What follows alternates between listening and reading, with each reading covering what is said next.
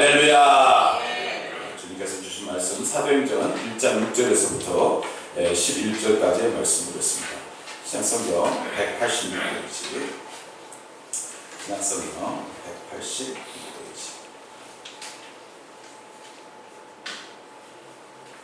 신약성경 186페이지.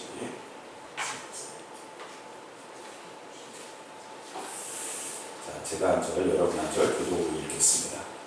그들이 모였을 때 예수께 여쭈어 이르되 주께서 이스라엘 나라를 회복하심이 이때니까 하니 이르시되 때와 시기는 아버지께서 자기의 권한을 주셨으니 너희가 알 바 아니요. 오직 성령이 너에게 임하시면 너희가 권능을 받고 예루살렘과 온 유대와 사마리아와 땅끝까지 이르러 내 증인이 되리라 하시니라.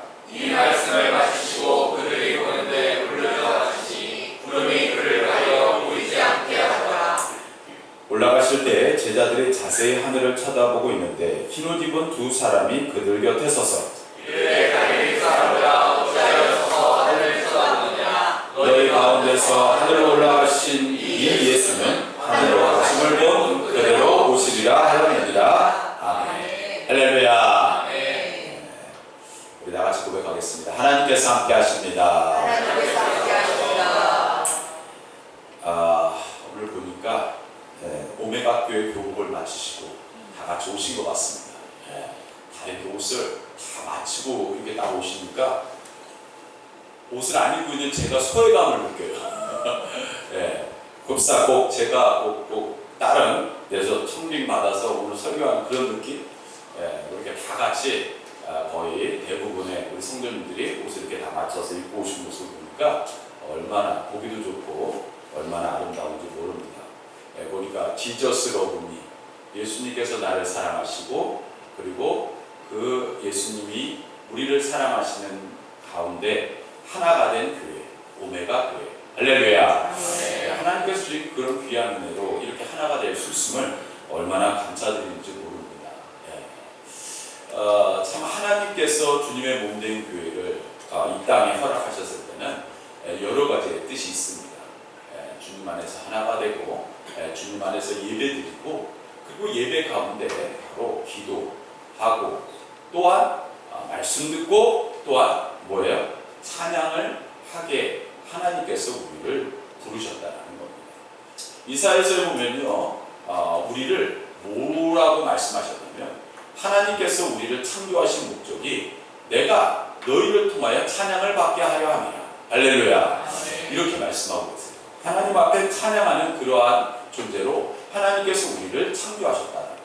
그러니까 찬송은요, 찬양은요, 어떤 분들이 그래요. 아유, 제가요, 음치라서, 제가 목소리가 안 좋아서, 여러분, 그거는 상관이 없어요. 하나님 앞에 찬양은 뭐예요? 선택이 아니라 의무입니다. 할렐루야. 성도로서 의무예요. 찬양은 해도 안 해도 그만이 아니에요. 꼭 해야 되는 겁니다. 하나님께서 우리를 창조하신 목적이라는 것이에요. 그런데 그것을 안 하면 큰 문제가 있는 것이죠. 하나님께서 몸된 교회를 세우시고 그리고 그 세우신 첫 번째 교회는 바로 예루살렘 교회였죠. 제자들이 세웠죠. 그리고 제자들이 그 안에서 활동을 하고 또한 그 안에서 하나님의 귀한 뜻을 만들어가기 시작했어요. 그 중에 하나가 바로 예수님의 제자였던 누가였습니다. 누가가 사명을 감당함에 있어서 참 아주 멋진 사명을 감당했죠. 그게 뭐냐? 바로 누가복음을 썼다라는 거예요. 하나님의 말씀이 누가복음을 썼고 그리고 이어서 뭘 썼습니까? 바로 우리들이 잘 아는 바로 사도행전을 썼던 거예요. 성경에는요, 전편, 후편으로 나눠져 있는 그런 말씀들이 곳곳에 있습니다. 우리들이 잘 아는 사무엘 상하, 또한 역대 상하, 그리고 바로 신약으로 넘어오면 디모데 전후서, 데살로니가 전후서도 있지만 그러나 이름과 달리 상하로 구별이 안 돼 있음에도 불구하고 실질적으로 상하로 되어 있는 말씀이 오늘 우리들이 알고 있는 사도행전과 바로 누가복음입니다. 그러니까 누가복음은 어떻게 보면 예수님의 그러한 탄생과 그리고 죽음과 부활의 말씀을 또한 이어서 그 말씀을 이어받아 제자들이 그 사명을 감당한 내용이 사도행전이기 때문에 바로 누가복음과 사도행전은 어떻게 보면 따로 뗄래야 뗄 수가 없는 하나의 그런 큰 하나님께서 주신 말씀이라는 것을 알 수가 있는 것이죠. 그들이 하나님께서 주신 그 뜻을 이해하는 데는 상당히 오래 걸렸습니다. 3년을 예수님을 따라다녔지만 그들이 예수님의 뜻을 온전히 구별하기까지는 상당히 힘들었어요. 그리고 예수님이 부활하시고 나서도 그들은 당황스러운 일을 겪게 되는데 그것은 뭐예요? 예수님께서 승천하시는 사건이었어요. 그 승천하시는 사건 속에서 그들은 예수님이 승천하셨기에 뭔가 그들이 기대했던 놀라운 일, 바로 세계, 바로 이스라엘이 또한 예수님께서 세상의 왕으로서의 그러한 역할을 감당할 줄 알았는데 그게 아니라 예수님께서 승천하셨다. 그런데 승천하신 게 중요한 게 아닙니다. 예수님께서 승천하시면서 굉장히 중요한 말씀을 우리에게 전해주셨다라는 거예요. 우리 다같이 우리 8절 말씀, 우리 본 말씀 8절 말씀 우리 다같이 읽겠습니다. 시작. 오직 성령이 너희에게 임하시면 너희가 권능을 받고 예루살렘과 온 유대와 사마리아와 땅끝까지 이르러 내 증인이 되리라 하시니라. 중요한 것은 사도행전의 핵심 말씀이 이 말씀입니다. 바로 너희들이 성령을 받으면 땅끝까지 이르러 나의 증인이 될 것이다. 이런 말씀입니다. 즉 가장 중요한 성경의 핵심, 어떻게 보면 신약 성경의 가장 중요한 핵심 말씀 중에 하나인 말씀이 바로 사도행전 1장 8절입니다. 바로 제자들이 그 말씀을 들었어요. 그런데 사실 아까 말씀드린 것처럼 제자들의 관심은 어디에 있었다고요? 제자들의 관심은 바로 6절에 보면은요, 그들의 관심이 고스란히 드러나고 있어요. 예수님께 뭐라고 묻냐면, 예수님, 하나님의 나라가, 바로 그의 나라가, 이스라엘 나라의 회복이 도대체 언제 회복이 되겠습니까? 뭐예요? 그들의 회복은 지상 낙원이 있고, 그리고 이스라엘 최고주의, 이스라엘의 세계를 정복하는 그날이 언제입니까? 이렇게 물어본 거예요. 그러나 예수님은 뭐예요? 승천하시면서 그들에게 뭐라고 말씀하셨어요? 너희들의 뜻, 그 뜻과는 다른 뜻이 뭐가 있다라는 거예요? 하나님의 뜻이 준비되어 있더라는 거예요. 세상의 제왕이 되고 세상에 어떤 큰 나라가 돼서 어떤 나라를 갖다가 정복하고 다스리는 그러한 어떤 세상적인 개념이 아니라 하나님이 뜻하시고 원하시는 그러한 방법이 있다라고 말씀하고 계시는 거예요. 즉 뭐예요? 제자들과 뭐예요? 예수님, 즉 하나님과는 뭐예요? 생각이 좀 달랐다라는 거예요. 여러분 프로그램, 그 TV 프로그램 중에서 혹시 동상이몽이라는 프로그램을 보신 적 있으십니까? 동상이. 예, 저도 뭐 많이는 보지 않지만 가끔씩 본 적이 있습니다. 예, 보니까 부부들끼리 나와서 뭐 이렇게 그냥 집에서 뭐 이렇게 겪고 뭐 이렇게 함께 뭐 하는데, 여러분 동상이몽이라는 뜻이 무슨 뜻입니까? 예, 한 이불에서 부부가 같이 자도 뭐예요? 딴 생각하고 뭐야? 딴 꿈을 꾸고 산다라는 뜻이 동상이몽입니다. 근데 제가 그 프로그램을 보니까요, 뭐 보니까 주로 연예인들이 많이 나오죠. 보니까 오래 결혼 생활을 했어요. 예전에 굉장히 유명했던 스타 부부가 결혼을 해서 이렇게 사는 모습이 나오는데, 예전에는요 다 둘 다 뭐 얼굴도 잘생겼죠. 너무 예쁜 그런 부부였어요.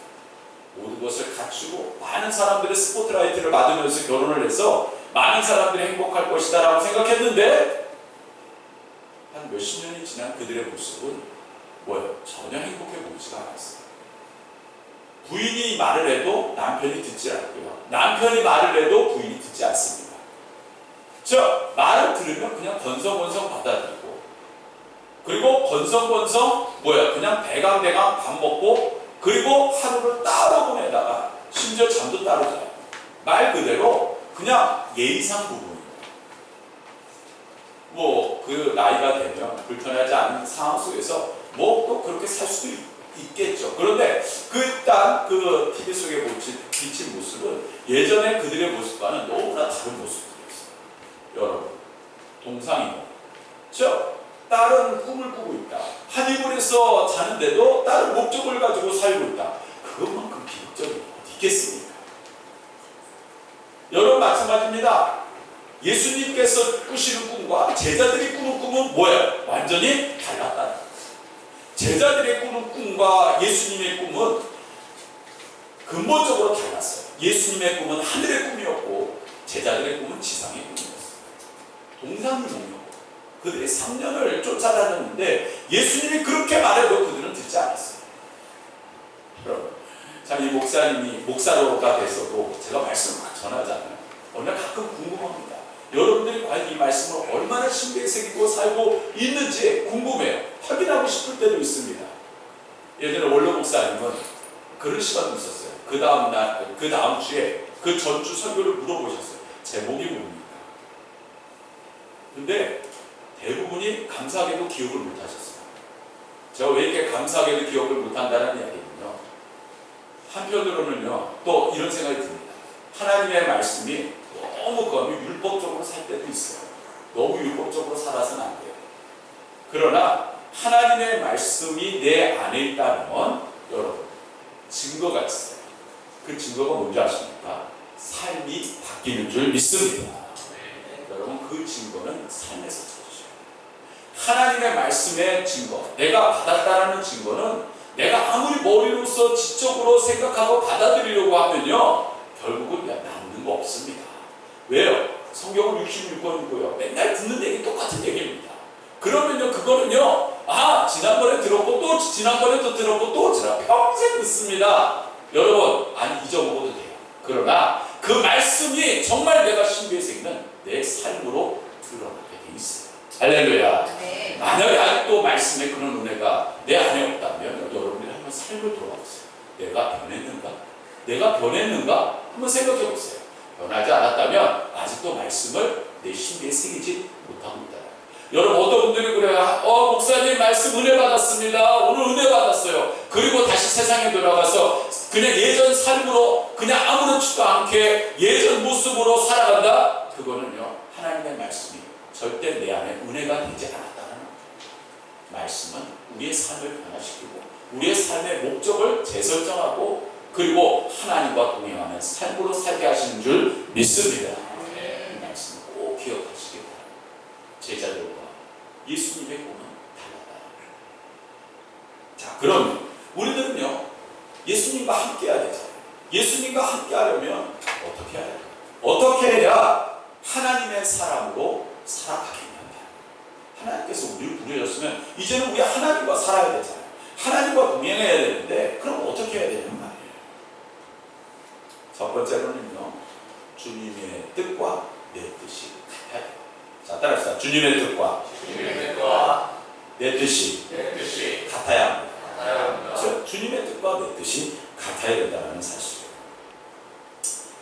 오늘 말씀에 아까 읽었던 6절에 보면 예수님께서 제자들에게 말씀하셨어요. 근데 그 제자들이 12명이었을까요? 아닙니다. 몇 명입니까? 120명이었어요. 12명의 제자들이 아니라 120명의 제자들 앞에서 말씀하셨어요.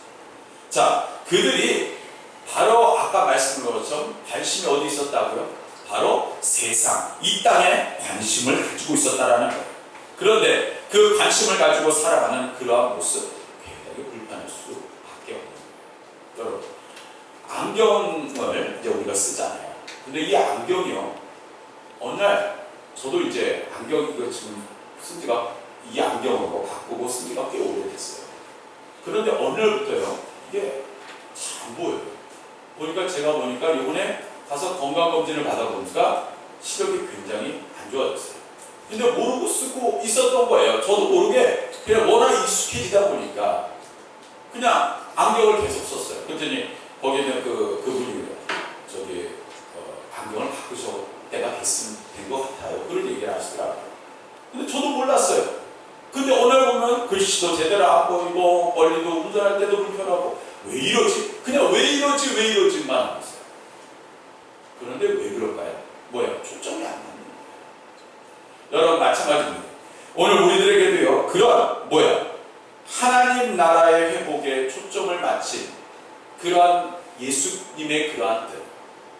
그러나 세상 사람들은 거기에 초점을 맞추지 않고 예수님을 믿고 있다는 사실이에요. 예수님의 제자들은 늘 뭐에 가장 큰 관심이 있었어요. 왜냐하면 마가복음 10장 37절에 보면요, 야고보와 요한이 어머니와 함께 예수님 앞에 무릎을 꿇습니다. 그러면서 이렇게 이야기해요.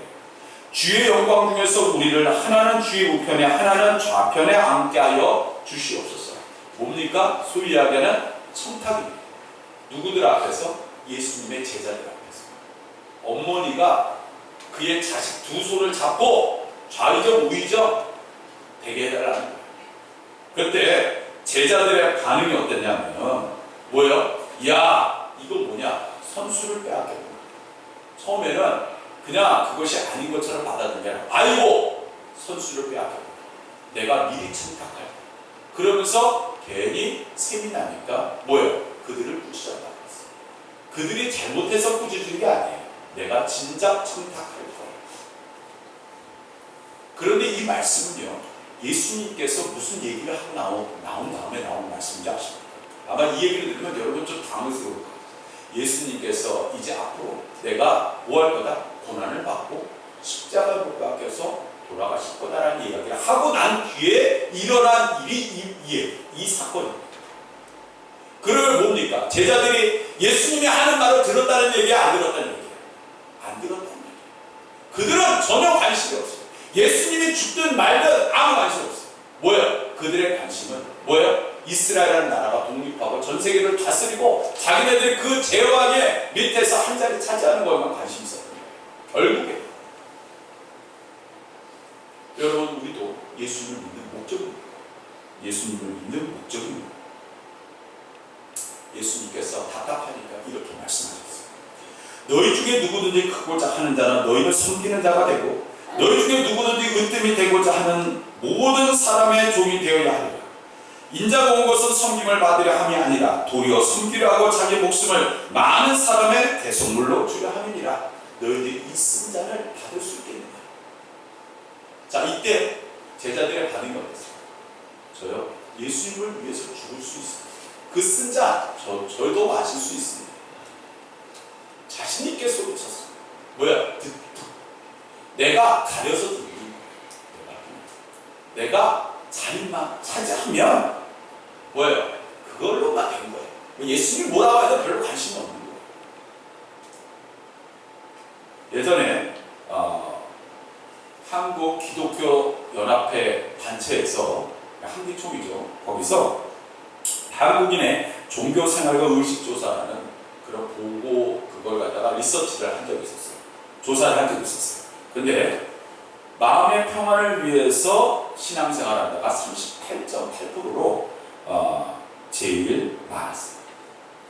구원과 영생을 위해서는 그건 오히려 두 번째예요. 31.6%.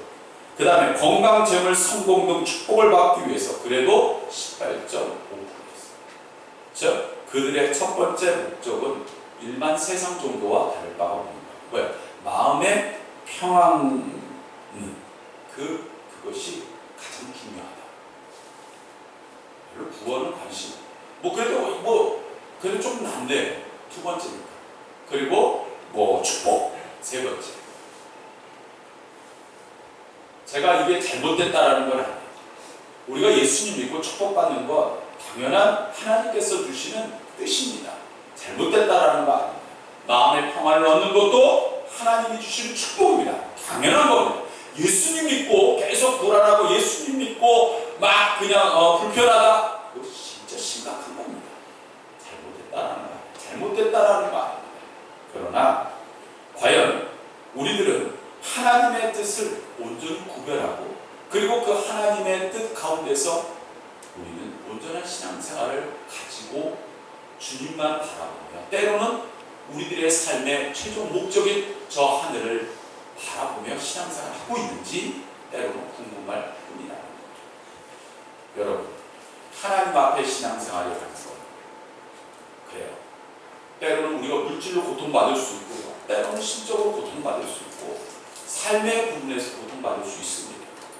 그러나 그것이 내가 최우선적으로 추구해야 될 신앙의 목적은 아닌 거예요. 내가 하나님 앞에 응답받았습니다. 응답받은 거 좋지요. 그런데요, 때로는요, 내 삶에 다른 부분에서 어려움도 생길 수 있잖아요. 삶은 늘 어려울 수도 있고 좋을 수도 있어요. 그것이 목적이 되어서는 안 된다는 걸 말씀드립니다. 하나님의 뜻이 무엇인가? 우리 언제가 천국 가야 되잖아요. 언제가 주님 만나야 되잖아요. 내가 구원받을 준비가 되어 있느냐? 이게 우선이 되는 거죠. 지금 여러분들 이 시간 예수님이 오셨을 때 과연 저 예수님 보고 싶어요? 아니, 내가 이 시간 내가 눈을 딱 감았어요. 내가 그리고 천국 갔습니다. 아니, 천국을 갈 수 있는지 지옥을 갈 수 있는지 주님 앞에 섰습니다. 과연 여러분 구원받을 준비가 되어 있으십니까? 여러분, 오늘도 저와 여러분은요, 하나님의 뜻을 따라가는 주님의 귀한 자녀들로 부름받으신 줄 믿습니다. 여러분, 그럴 때마다 우리는 굉장히 복잡해, 왜 그러지? 이렇게 생각했어요. 제가 쉽게 말씀드릴게요. 하나님의 뜻을 우선하세요. 먼저 그의 나라와 그의 의를, 그 나머지는 하나님이 해결해 주시는 줄 믿습니다. 여러분들의 삶에 하나님의 뜻을 우선으로 결정하세요. 하나님은요, 그것을 꼭 기억하시더라고요. 두 번째로는요, 바로 성령의 권능을 받아야 된다는 것이에요. 여러분, 신앙생활하면서 가장 힘든 것 중에 하나는요, 성령을 못 받고 성령의 뜻을 따라서 살아가지 못한다. 우리가 시험 문제를 풀 때요, 수학 문제를 예를 들어 봅시다. 자, 수학 문제를 풉니다. 자, 수학 문제를 푸는데 수학 문제를 푸는 것과 답을 아는 것, 여러분 같다고 생각하십니까? 같다고 생각하세요? 아닙니다. 예를 들어서 수학 문제의 답을 미리 알고 있다. 예를 들어 문제집 같은 경우는 뒤에 답이 있잖아요. 그러면 그 답을 먼저 알고 있어요. 그러면 답을 아는 거예요. 그런데 그 과정을 생략했어요. 왜요? 수학은 문제를 풀어야 되잖아요. 그걸 계산을 해야 되잖아요. 즉 아는 것과 그 과정을 겪고 나가는 것을 똑같이 생각하시는 분들이 있어요. 특히 한국 사람들은 너무 성격이 급해서 그냥 답부터 알고자 해요. 즉 뭐냐? 쉽게 이야기하면 신앙생활의 과정을 생략하고 그냥 신앙생활의 답만 그냥 얻으려고 해요. 여러분, 신앙생활의 답을 얻고자 인도하시는 분이 있어요. 그분이 누구시냐? 성령님이십니다. 할렐루야. 즉 성령님의 인도하신 가운데 우리가 살아가고 우리가 신앙생활을 답을 얻어가는 과정을 얻을 수 있어요. 오늘 이 예배도 마찬가지입니다. 이 예배도요, 우리가 억지로 뭔가 집중해서 살려면 어렵습니다. 성령님, 내가 주님께 집중하게 하여 주시옵소서. 성령님, 이 시간 예배의 모든 것이 주님께 맞춰지게 하여 주시옵소서. 할렐루야. 오늘도 그 사실을 우리들은 알아야 된다는 사실입니다. 자, 우리 이 시간 주무시는 분들 좀 잠 좀 깨주시기 바랍니다. 좀 잠 좀 깨주세요. 자, 갈라디아서 5장 16절 17절 말씀 우리 다 같이 읽겠습니다. 308페이지 신약성경 308페이지.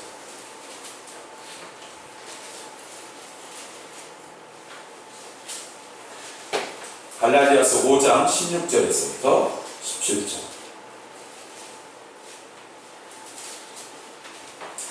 자, 우리 다같이 우리 찾으신 분들 읽겠습니다. 시작. 내가 이르노니 너희는 성령을 따라 행하라. 그리하면 육체의 욕심을 이루지 아니하리라. 육체의 소욕은 성령을 거스르고 성령은 육체를 거스르니 이 둘이 서로 대적하므로 너희가 원하는 것을 하지 못하게 하려 함이니라.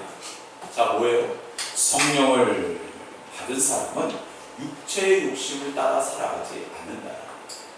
여러분, 말씀 좀 쉽게 말씀드립니다. 성령의 충만함을 받으면 하늘의 것에 더 관심이 가요. 예배에 더 관심이 가고요. 기도하고 싶고, 말씀 듣고 싶고, 찬양하고 싶고.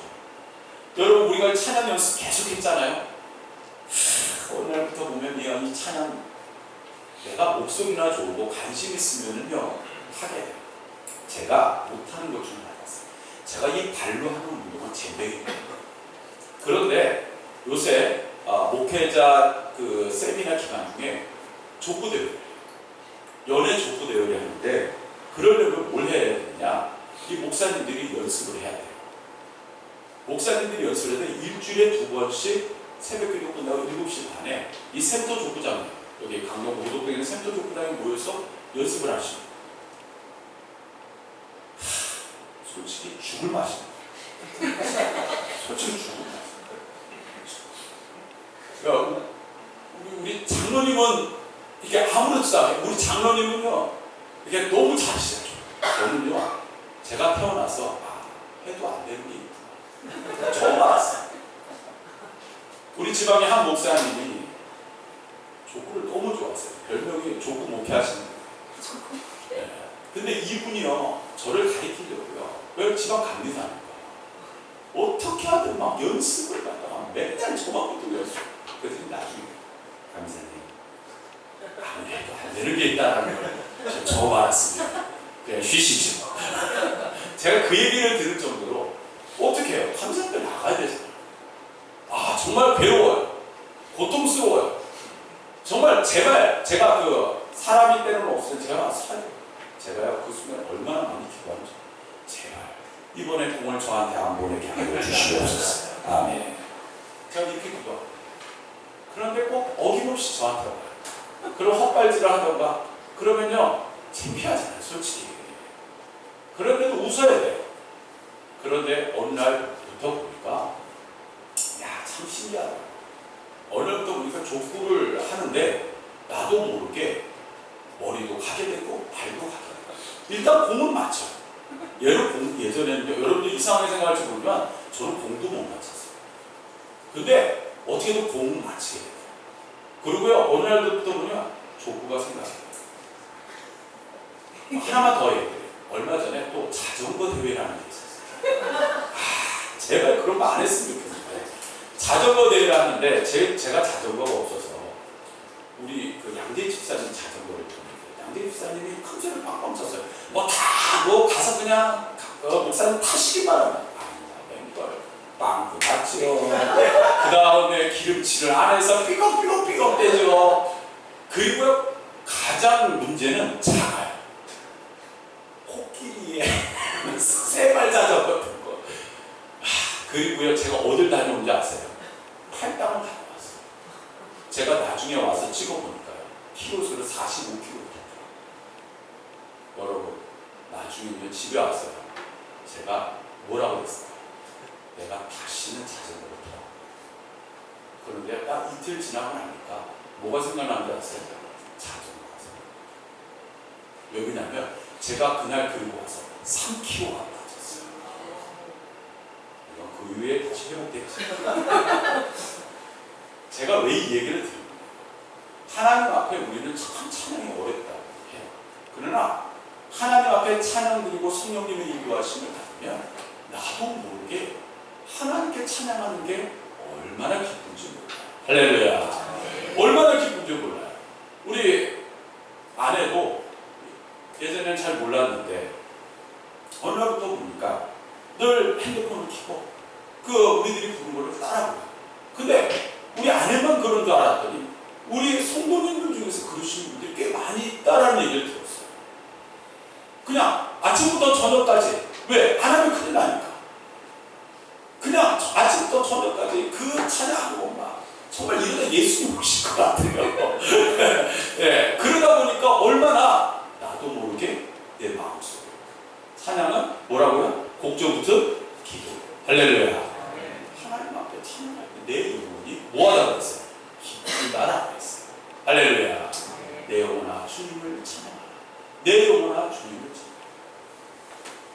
오늘도 우리 성령님께서 저와 여러분들의 신령과 삶을 인도하세요. 성령님께 맡기고 성령님의 인도함을 받고 나갈 때 그 오합지졸인 예수님의 제자들이 뭐가 됐어요?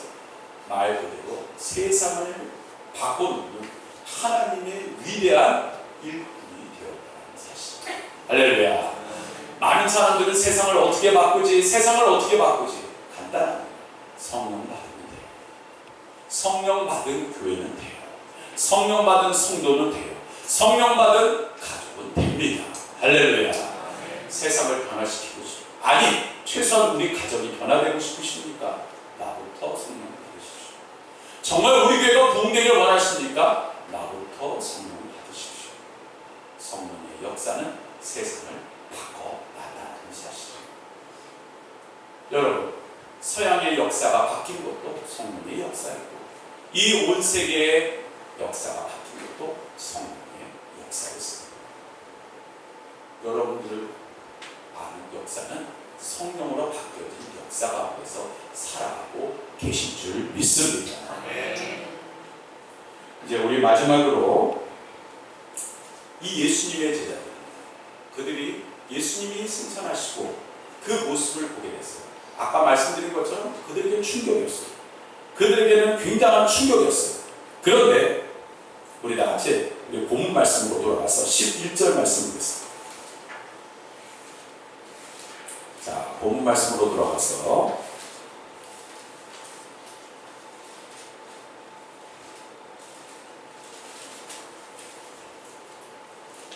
자, 1장 11절 말씀 우리 다 같이 읽겠습니다. 시작. 이르되 갈릴리 사람들아 어찌하여 서서 하늘을 쳐다보느냐. 너희 가운데서 하늘로 올려주신 이 예수는 하늘로 가심을 본 그대로 오시리라 하였느니라. 자, 갈릴리 사람들아. 여러분, 갈릴리 사람들아라는 표현이 뭡니까? 그 당시에 갈릴리 사람들이 가장 못 살았어요. 가장 가난했어요. 가장 공부를 많이 못 배웠어요. 소위는 소외층들이 살던 곳이 갈릴리. 즉 그들을 너희들 스스로가 그냥 나는 못 배웠으니까, 나는 가진 것이 없으니까, 뭐 내가 사는 동네는 그러니까 너희들 스스로 그렇게 해서 그걸로 가지 마라. 너희들이 지금 하늘 쳐다보니 예수님이 승천하시고 하니까 이제 우리는 어떡하지? 라고 이제 그렇게 해서 좌절하지 말라. 이제 너희들에게 중요한 것이 있으니 그 예수님은 하늘로 가신 그대로 이곳에 이 땅에 오시리라. 할렐루야. 그러면 오시리라 한 이유가 뭐예요? 그 동안에 아까 우리가 처음에 나눴던 말씀, 사도행전 1장 8절 말씀, 예수님이 너희들에게 주신 그 뜻을, 예수님이 오실 때까지 너희들이 뭐해라? 사명을 감당해라. 할렐루야. 즉 그 뜻을 너희들이 행하라. 여러분, 어찌하여 하늘만 보고 있느냐? 우리들은 때로는 신앙생활 하면서요, 하늘만 보고 있을 때가 있어요. 예를 들어 볼까요? 우리들은 예배만 드리고 빨리 끝나고 집에 갔으면 좋겠어요. 빨리 뭐 하고 그냥 의무적으로만 딱 하고 땡! 끝! 이랬으면 좋겠어요. 제 얘기를 좀 할게요. 제가 어저께 좀 속상했어요. 여러분 아시는 분 아시겠지만 바로 옆에 지금 건물 공사 들어갔죠. 그 공사 교회입니다. 교회가 들어오고. 근데 어저께 그 담임 목사님하고 부목사님이 좀 찾아오셨어요. 한참은 아니지만 좀 이 얘기 저 얘기를 나눴어요. 그분들이 더 좋으신 분들이에요. 근데 제가 끝나고 나서 밖에 가서 보니까 주차장에 그걸 텄어요. 보니까 벽을 다 텄더라고요. 근데 차들이 너무 많아요. 물어봤어요. 이게 차 뭐냐? 그들이 차요. 그들이 뭐하러 왔겠어요? 와서 교회 안에 공사 같이 하고 있어요. 거의 성도님들이 다 젊은 사람들. 근데 그 얘기를 되게 속상해요.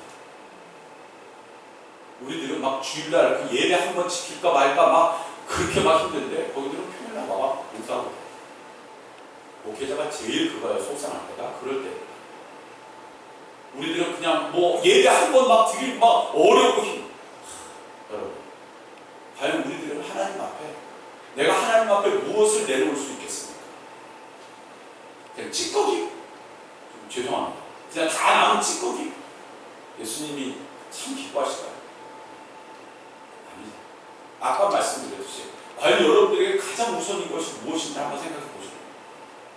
주님의 것을 위해서는 과연 여러분들이 주님이 혹시 그러시지는 않겠지만 주님이 과연 여러분들에게 무엇을 원하시는지 과연 여러분들이 그걸 기쁜 마음으로 행하실 수 있게